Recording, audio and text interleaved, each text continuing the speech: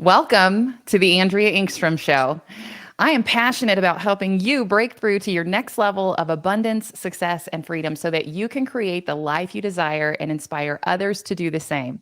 I'm your host, Andrea Engstrom, and on today's show, we're going to talk about building a business that works without you. So, my guest today is Gigi Kinsey. Welcome to the show, Gigi. Thank you so much. I am so excited to be here with you, Andrea. I'm excited for your new podcast. I'm enjoying it. And so it's an honor to get to be one of your early guests. Well, you were top of my list of who I wanted to feature. I'm such a fan of yours, and you are such a dear friend and a wise mentor in my life as well. So, Oh, so just so our guests know a little bit about you, so Gigi has built multiple successful businesses over her career, and now she also coaches other women to make their next chapter their season of success, and to create a plan of action for a self-operating business. She's the author of A Woman's Guide to House Flipping and has over 20 years of experience in interior design and as a general contractor in her own business, Kinsey Interiors. So, Gigi, tell us, where do you do business and a little bit more about what your business looks like today? okay. So yeah, we are in Central Texas, so just a little north of Austin, and we tend to work in about a 50-mile radius of our town because it's a service. We're providing remodel for our clients, so that's where we are. And Kinsey Interiors is it started out as more of an interior decorating, interior design business, and then moved into remodel general contracting. And we specialize in kitchen and bath remodels, but anything and everything interior. And where our company is really a little different than others is we are turnkey from the design conception to project management to the final cleaning. We are there to walk these clients through this process, which is not always easy, having your house torn up for a while, but we're great at hand holding and getting them through. I always tell people it's like having a baby. It's really uncomfortable and sometimes painful. And then when that baby is born, you forget all of that and you're so happy with what you have. And that's really what living through a remodel is like. And so we've become known as that person or as that company that can make that as easy as possible. And we really cater to the medium to high end market there. I love it. And how many team members do you have today, or what does your greater Mhm. team size look like? So my main people are my project manager, a man named Doug, who is amazing, not only at scheduling and keeping things organized, but at being part of that hand holding process with the clients. We have a estimator who is also my chief operating officer. She kind of oversees all of the different things in the company.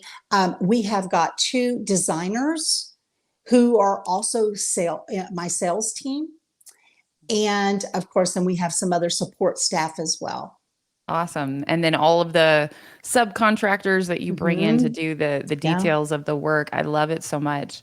So let's talk about your entrepreneurial journey a little bit. Mhm. What did that look like? How did you get started in business? So my husband and I actually went into a partnership, started a brand new business in 1998. And we sold that partnership in 2000 and started two brand new businesses. So we started a new plumbing company and we started this Kinsey Interiors. And so my husband kind of went off on his direction and I went in my direction, which is pretty crazy if you ask me now to start two startups in 1 year in one household. But we did it. Uh-huh. And Kinsey Interiors, we have since sold the plumbing company that we started then, but I still have Kinsey Interiors and Remodel because I love that business, and I have a team that only God could have sent me. The people in my team are so good, so that doesn't have any plans for selling that company. But we have multiple other small businesses as well.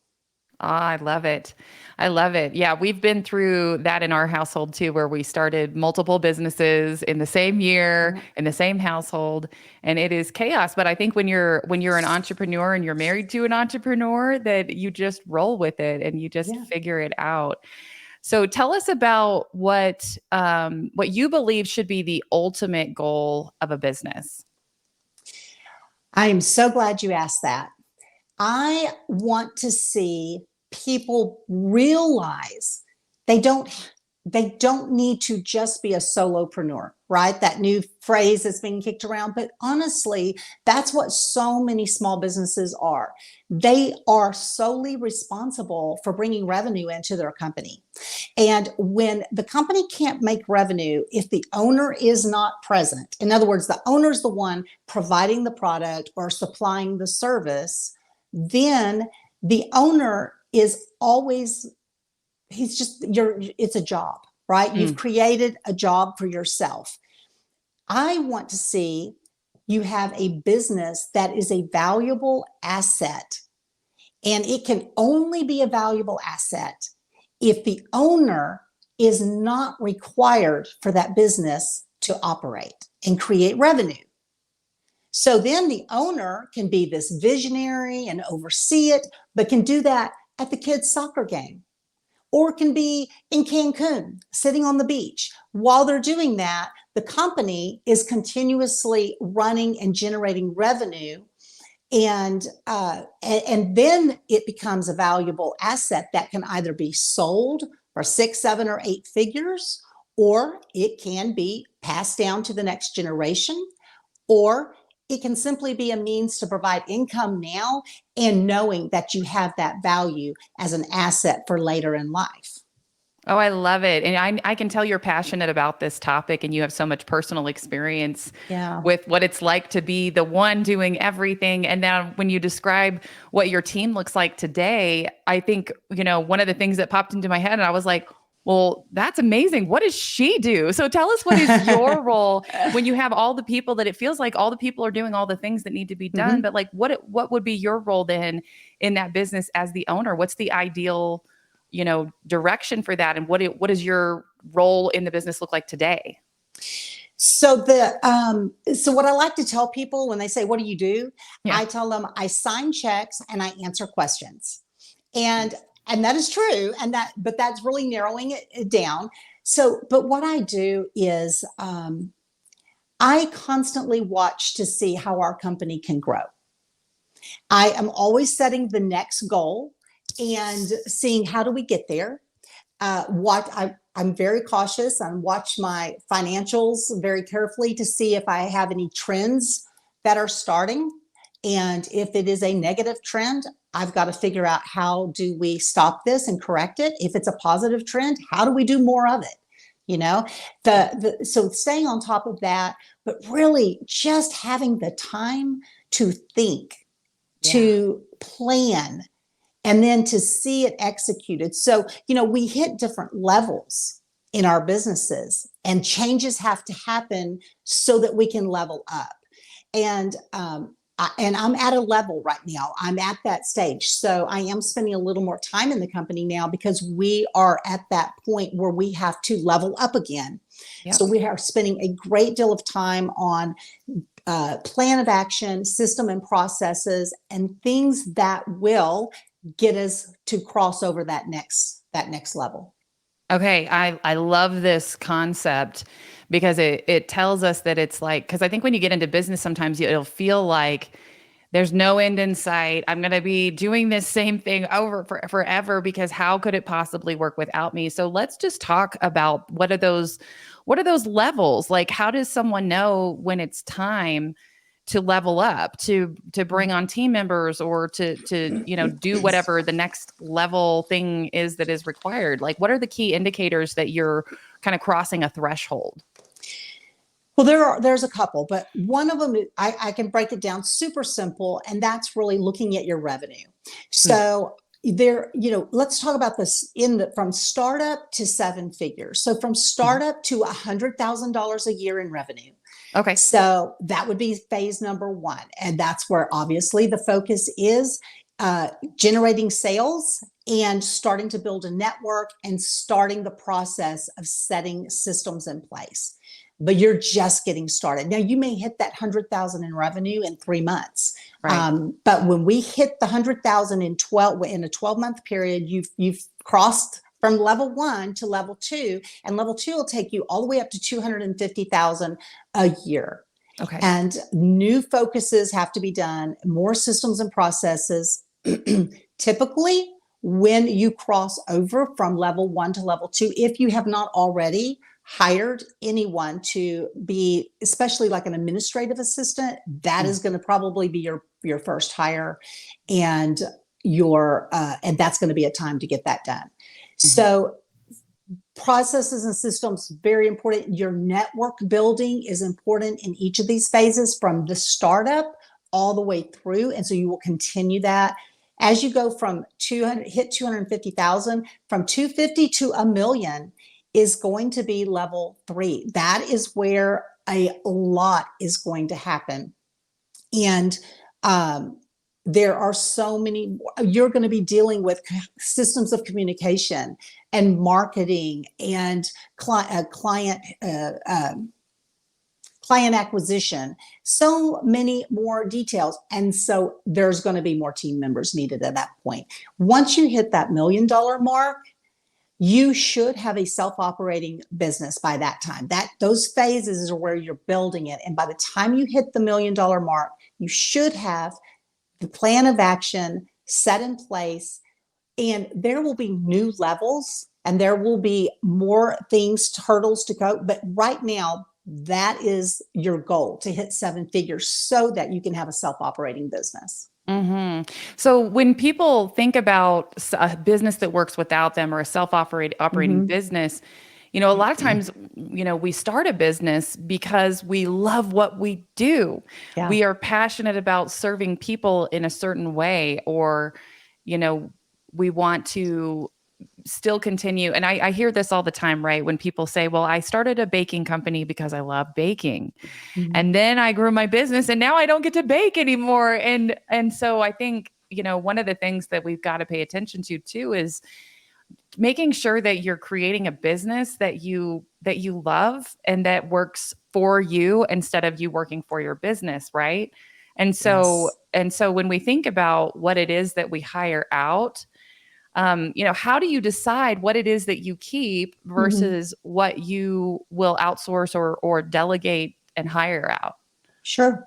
So that is the problem. And women especially, we tend to start businesses that we are passionate about, and we love the product, or we love that service that we want to provide.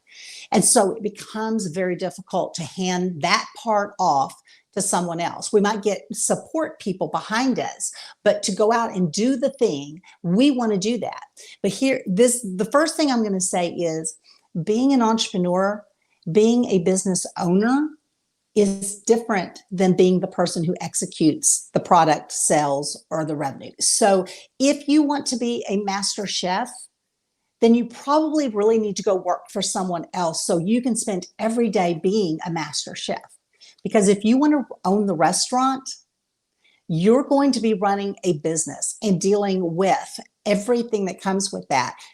But there is a way. There is a way.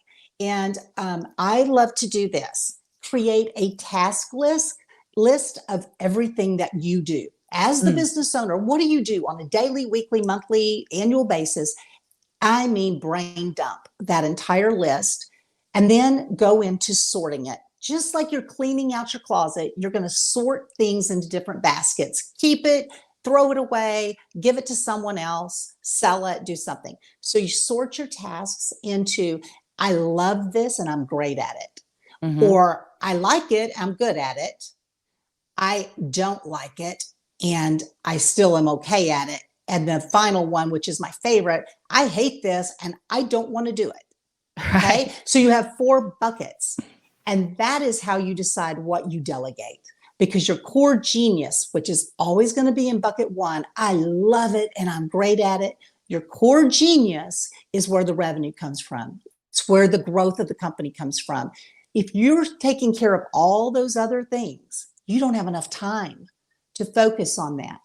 But even with that comes a time, and this is a process. We can't delegate everything overnight. We can't hire enough people overnight. So it's a process of monthly. What one more thing this month I can delegate off to someone else. But we still come back to, for me, instance, me, I love interior design and I'm great at it. Yeah. So if that's in my top thing, and that's where I make the money and all that, it was a matter of control. Yeah. To recognize that other people can equally design and sell and satisfy the needs of my clients to my satisfaction if I just gave them the chance. And so when I realized that by being out in the field and working with the clients, left no time to run the business, to be a visionary for the company, and in fact, to be the mom to my new son. I had a surprise child in the middle of my career. That it was important then to hand that off to other people if I wanted. But here's the catch: you're still the owner. You can do whatever you want. So if there was a client that I wanted that job, like, oh, that one gets me excited, I want that, I would take that client, and I would just have one client that I could get all my creative, needs fulfilled, my passion for that industry. The rest of the time was spent running that company. And here's what happened, Andrea. When I finally did that, and I got the project manager and the estimator and the salespeople and the designers, and I was no longer I was doing all of those things, by the way. When I got rid of those things off my task list, my company doubled in revenue. Oh, that's such a huge learning for everybody listening. Is like, we think that if we give up control of some area, or we, bring on people that like, we have this fear that that's going to be, the beginning of the end is like, if I don't control everything, or if I take on payroll. That's a really scary thing for a lot of people, is taking on payroll. Yes. And so to hear that your experience is that, and what was it like, why is it that you think your business doubled when you took that step to put the right people in place? Well, I was, I had a couple of, staff members, they were assistants and help, but I was the one out there. So if I had to go sell, I had to meet with the new clients and sell, design their project and sell the project. Then I had to project manage it.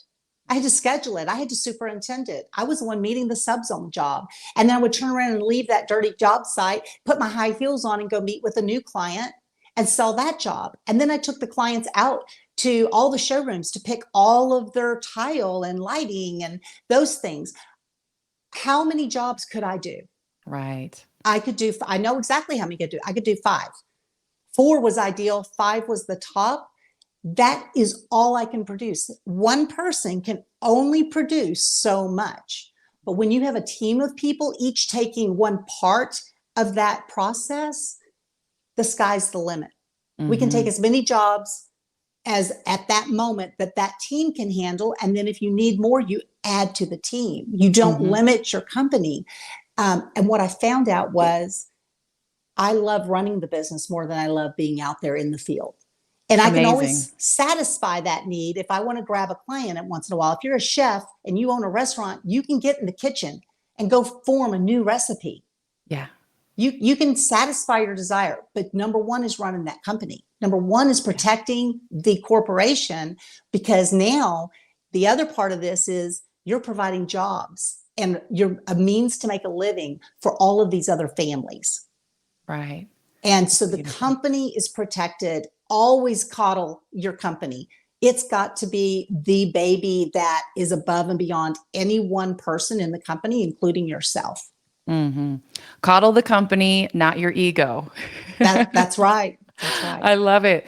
So let's talk about how to, because hiring people can be really intimidating if you haven't done a lot of it before. Mm-hmm. It can also be something that if you don't do it right, it can also be something that is takes a lot of time instead of gives you a lot of time back, right? Yes, so what are some tips that you have for people on how to spot great talent and how to get them to want to be on your team?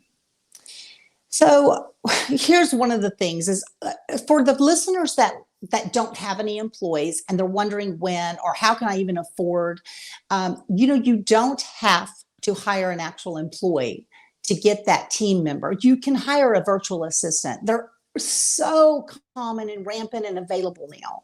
You can and they can do so many of the tasks that you don't like doing and don't want to spend your time doing. You can also hire a part-time administrative assistant to come into the office and do a lot of those tasks for you. And that is not going to break the bank. But what it will do is free your time up to go make more money to bring into the company. So that first, and setting up payroll is scary too. There's payroll taxes to deal with. But again, that's going to be part of your systems and processes that you're creating. But when you're trying to hire, it's still scary. At this point, I have a beautiful team. To bring someone new into that team that's going to meld and fit in, you want to be very cautious. So the first thing I say is you've got to know what your core values are. What is the company core values that any new hire they have to have those same values. So if they don't have the same values as your company has, they're not going to be a good fit. And secondly, you've got to be very clear in your head. What do I need? What is the exact job description? What are the tasks that this seat has that needs to be filled? And then go after and look for that. Where people make a mistake early on in companies is they're just like, I know this. Oh, she's so sweet. I know her from church and she just seems like a go-getter. And she said she would love to come and work with me. I don't know exactly what I need her to do, but I know I like her and I want her to be on my team. And as good as that feels, a year from then, when they're not able to fulfill the needs that you have because they don't have the skill level or the time or the motivation, then you have to go and let them go. That's not fun. So hiring based totally on, they match your core values and they have the talent to match your needs right now. If you don't know your needs, you can't do that. So be very clear in listing those. I love that. As I had a branding agency and my husband had a film production company, and between us, we had like 30 employees that we grew over the course of about 5 years. And so we learned the hard way about hiring friends because we like them and we think we have a place for them. Yeah. Like we did a couple of those kind of deals early on and learned a lot from that. So I felt like you were telling my story there for a second, Gigi. But one of the things that we learned that I would love to share with our listeners is there's this book called The Ideal Team Player, and it's by Patrick Lencioni. I don't know if you've read this, but I have not. The concept is that the ideal team player possesses 3 qualities. So it's great to you should know your values and be really clear about those things. But across the board, there's 3 values that they find in a good team player that are consistent. And those values are they humble? Are they hungry? And are they people smart? And so if they're humble, that means they're willing to learn new things. They know that they can get better. If they're hungry, it means they're eager to take on new challenges and, do a great job. And they, are showing up on time and willing to do the things. And then people smart means that level of emotional intelligence. And it was so interesting because over the years, I found that if somebody wasn't a good fit on my team, it was because they were lacking too much in one of those areas. And if they were lacking in 2 areas, they never worked out.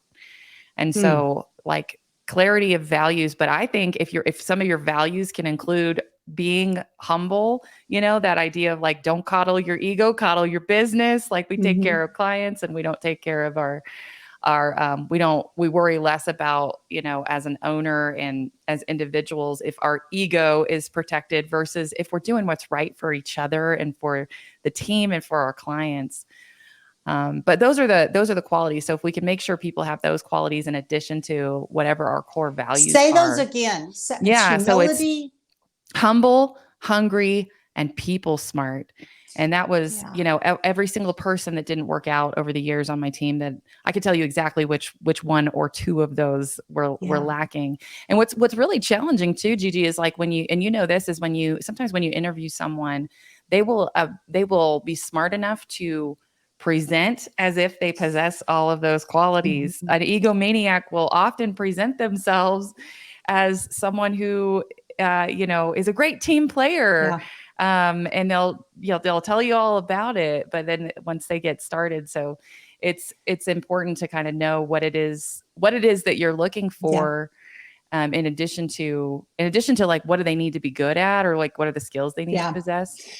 Yeah. But what's funny is you just reminded me of that. And guys, Andrea, I was having difficulty with a team member, and Andrea told me this. Uh-huh. I don't know how long ago that was, 9 months ago or something. And we ended up letting her go. Mhm. And the problem was the people smart and the humble. It was Yeah. those two things. And she had to go because she wasn't, sometimes we have the right person and they're in the wrong seat, but she was actually the wrong person. She wasn't the right person for the team, period. Right. So there was no way to fit her in or move her, shift her. And I took that advice from you, and I wish I had just remembered that, because I need to add that to what I was saying. That's exactly correct. And sometimes when you have a problem on the team, you can shift them to a new position. They're just not in the right seat, but Hmm. they are the right person. And Hmm. then there's sometimes you just find out they don't need to be on your team at all. And Yeah. I always hire, just a little tidbit, I always hire with a 90-day probationary period. Oh, that's huge. That's And really brave. Yeah. I have let people go right before the 90 days when I knew that there was nothing that was going to make this person fit into what I'm doing.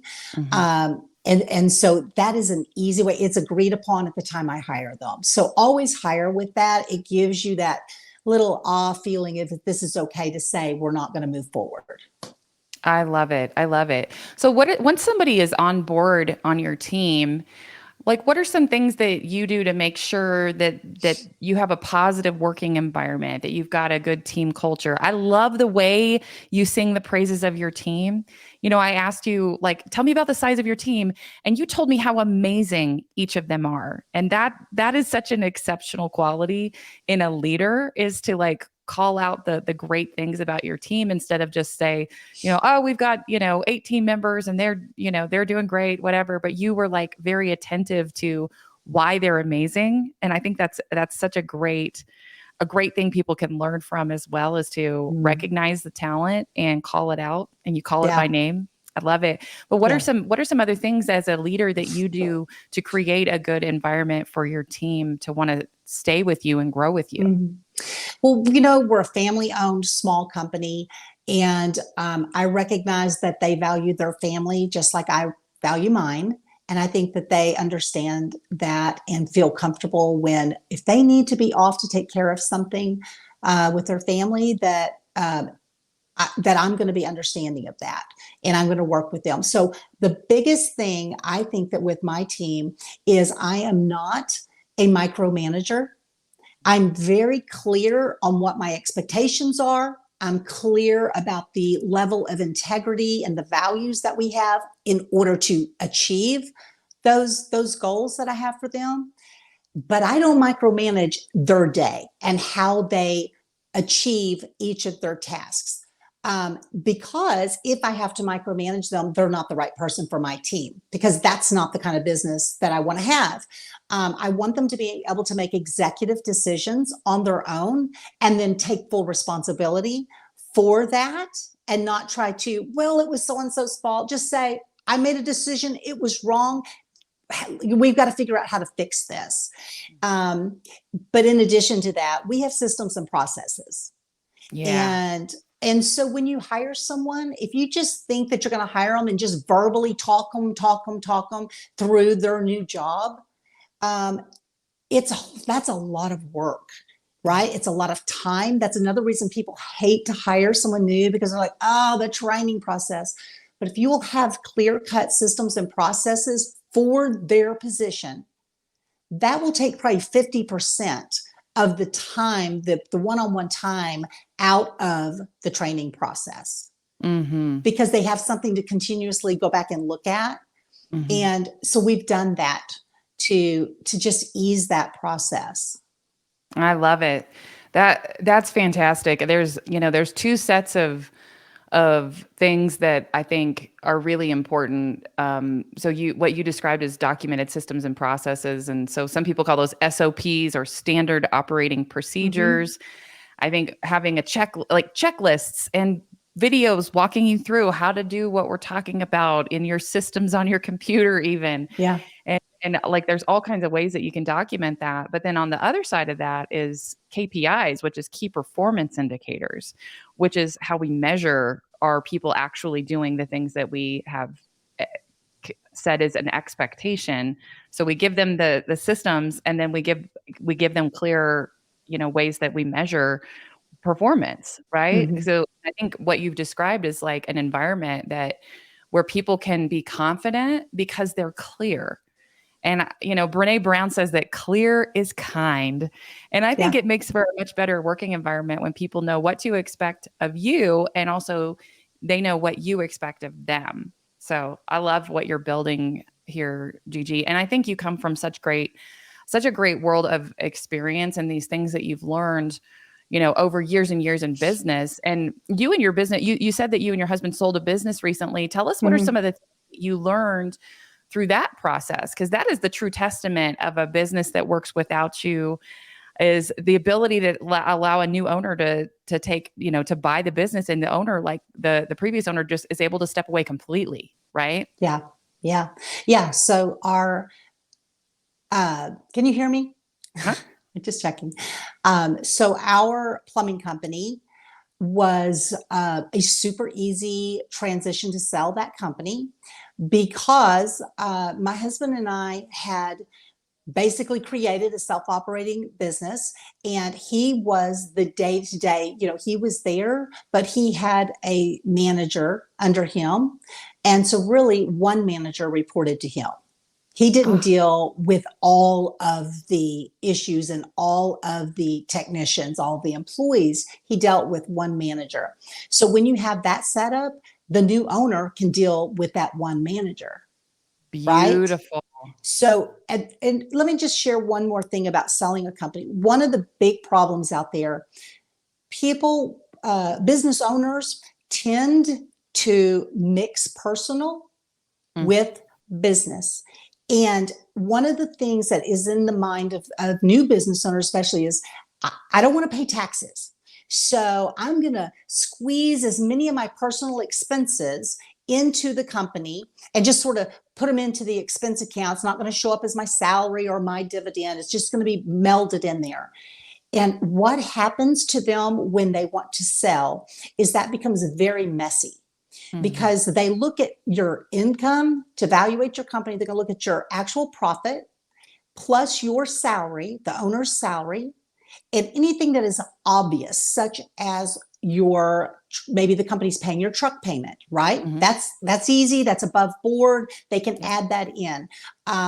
Anything like that, that's easy. And they add all that together, and that is the actual profit. And then it's so many times that, typically. Right. I don't know how to say, I can never say the word right, EBITDA or whatever it is, but EBITDA. Yeah. there you go. But here's where they screw up. They try to lower their profits so they don't have to pay as much in income tax. Mm. And think about that. Let's say you lower your income by your profit by $100,000 every year, like that. You just wiggle away all this.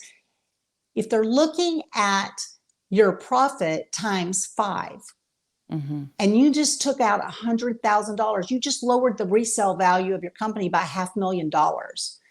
Yeah. Just so, but if you had put that into your salary so that you could just pay for those things, salary gets added to that profit, because that's all what the owner's taking. It would go into the valuation of your company. So I'm just here to say, as you grow and level up, no mixing. Be very upfront on what you are taking as an owner. We should get perks, right? Mhm. We should get Sure. a good Yeah. salary. We should get good perks, but be upfront about it on the books. Great advice. This is great advice. So, Let's talk about mistakes, other mistakes, because this brings us to like that's a huge mistake that you could make if you're planning on selling your business at some point in the future. What are other mistakes that you see entrepreneurs make when they're trying to scale their business? Well, number one is they're trying to scale it with them still being the main source of revenue. So that's Mm. the first thing, trying to get bigger and bigger. And the reason why that's a mistake is what is happening to your personal life. If Ah, all of the growth is on your shoulders, if you're carrying that burden on your back and you've hired more people, that payroll has to be met every week, and you're the only one who can provide it. I was there. I had a staff, and I was the only one out performing. If I didn't sell, then they didn't get a paycheck, which has never happened in 25 years. But that's what would have happened. So for me to leave and take 2 weeks off was very difficult.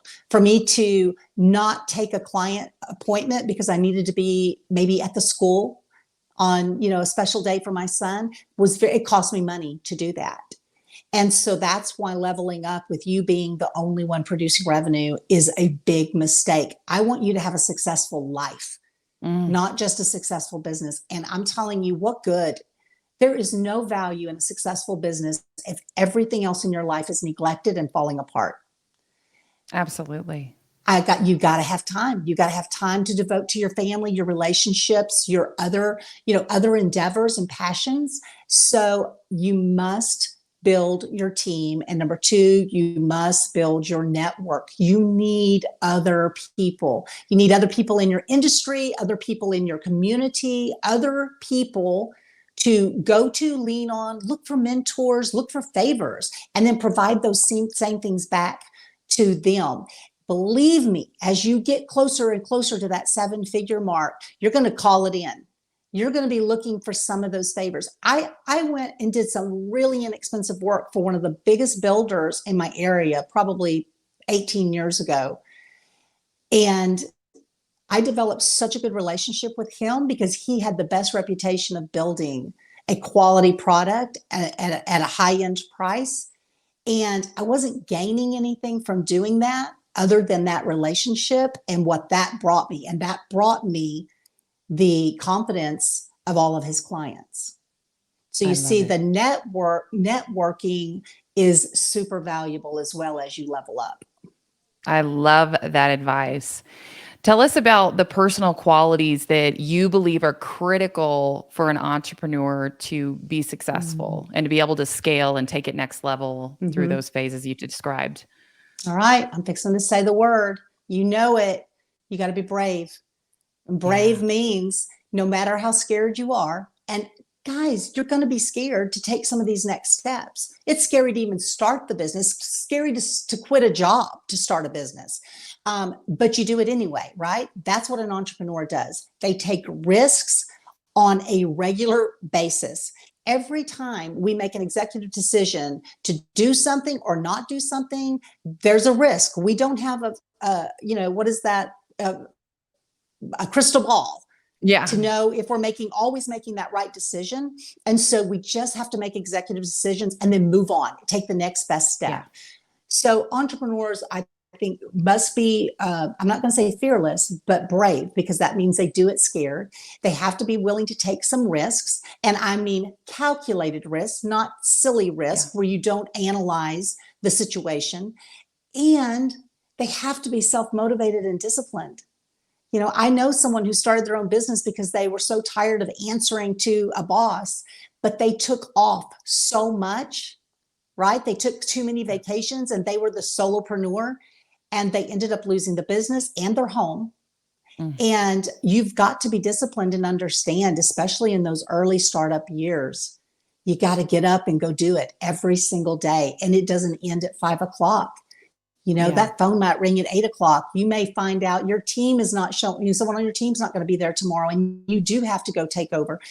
It's a lot, but the rewards are even greater. So you have to love it like I do. You have to love it and be excited and always looking for the next goal to keep you motivated, a reason to get up and go do it again. Good stuff. Good stuff. So I love to ask brilliant thought leaders like you, what are the books that you're reading? Like, what's your favorite books in business that you would recommend to someone who Okay. wants to keep growing? All right. Well, I love Keith Cunningham. He is a fantastic businessman who's written a few books. The one that I love is called Ultimate The Ultimate Blueprint for a Successful Business. There Awesome. are so many words of wisdom in that. And then my other author is Gino Wickman, who wrote the EOS. What is it? I wrote it down, the EOS Life and Traction. So Yeah. Traction I read first, and then the EOS Life also really breaks it down. And finally, I would recommend Who Not How, because once again, when we start going, oh, how can I do this? How can I take on more? How can I level up? It's not you, it's who. So, who are you going to get to bring on to do those things? Hire people that know more than you, are more talented than you. Always that humble comes back into that. You want people that are smarter than you to be on your team so you can do that leveling up. Absolutely. So what's next for you, Gigi? What are the projects that you're most excited about this year? So I have two things. I am reaching a new level at Kinsey Interiors and Remodel. So we are putting a lot of thought into that leveling up and some changes that we're making. We have an ultimate goal of franchising that company. And I love so it. preparing over the next few years to get to that point is going to take a lot. And that's something that I'm excited about. But then Season of Success, which is my new online membership for other women who want to level up, who are either just starting out and they want to start their business off from the beginning, doing it the right way, or they've been in business for 5, 10, 15 years and it's a drain, it's a prison of their time, and they want to learn how to shift it into becoming a valuable asset, into being a self-operating business. And at the same time, they still want to have a successful life surrounding that. So we also know we teach business classes every week. We also teach the keys to success, and we deal with what I call the 8 spokes in the wheel of success so that we have a wonderful life. We're not just focused on business. And that is just set off. We just launched it last Friday. So I'm excited to see that membership grow. I wanted it to be accessible and affordable for women in all phases of business. And I'm excited to, see that take off and develop and grow into other avenues. Beautiful. Tell people where they can connect with you. How can they be part of what you're doing? Okay. Well, on Facebook, you can find I'm Gigi Kinsey, and you can just connect with me personally there. We have another page called Gigi Kinsey that is going to change soon, but that page is strictly for, Season of Success, people to just find us there. On Instagram, my handle is Season of Success _1. You can follow me there. And to find out more about Season of Success and actually download a free gift, a free class, you can find me at seasonofsuccess.com. Super easy. Perfect. Perfect. I love it.